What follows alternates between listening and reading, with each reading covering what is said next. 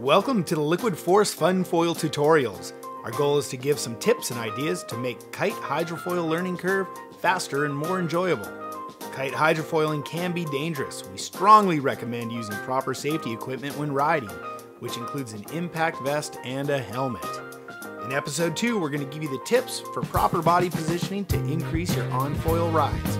Stop and drop change of direction and toe side tacks. Now that you've mastered body dragging with your foil and getting into position, let's now forget about everything you know about riding a twin tip or kite surfboard. Riding a hydrofoil is counterintuitive to standard kiteboarding. The biggest mistake everyone makes in the beginning is trying to ride and edge off the back foot. Though the back foot plays a part, the key to long controlled rides is riding off your front foot and keeping the body weight forward and centered. Engaging and riding the foil takes two basic shifts of weight and pressure. These two positions mastered in harmony are the keys to hydrofoil success. Too much of one or the other brings on the bucking bronco ride. Using a rollerboard, let's have a closer look at the shifting of weight, pressure, and body positioning. Proper twin tip or surfboard stance is weight on the back foot, front leg extended, edging the board.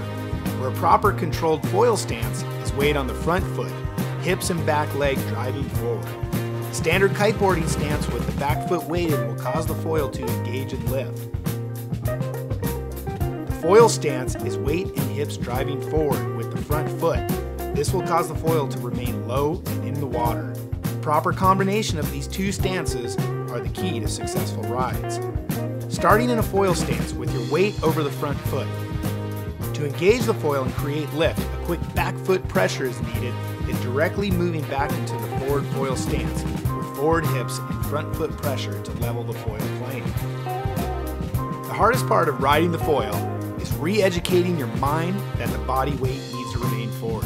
This is the base of control. In the beginning, whatever you think is too much front foot pressure is probably not enough.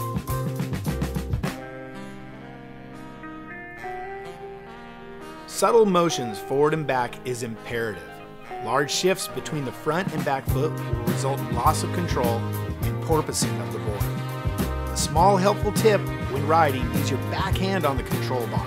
This will help open your body and better control forward weighting and unweighting.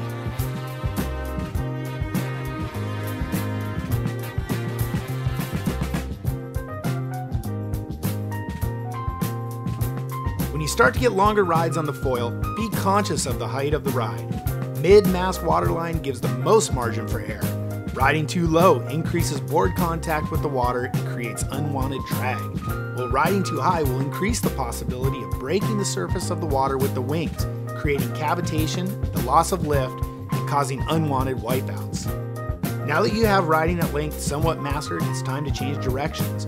When you are in the early stages of foiling, we suggest that you learn a controlled stop and change of directions from a water start.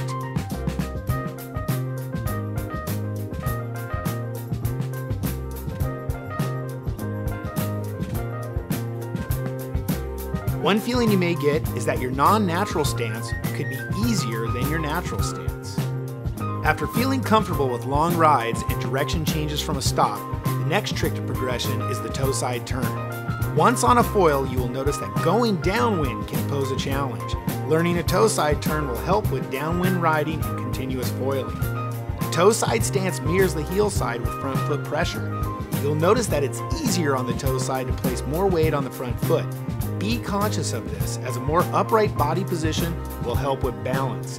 In the learning stage of a toe side turn, start with downwind S turns. Once comfortable, the next step is to turn your kite and follow all the way through the turn. At first, don't worry about staying on the foil. Once the direction is changed, you can pop back up. To keep line tension, you'll have to cross through the wind window in a more aggressive manner on a foil. Once you have perfected your toe side transition, welcome to the advanced art of free ride kite hydrofoiling. In the next episode, we'll cover advanced tacking, jibing, jumping, and hydrofoil tricks.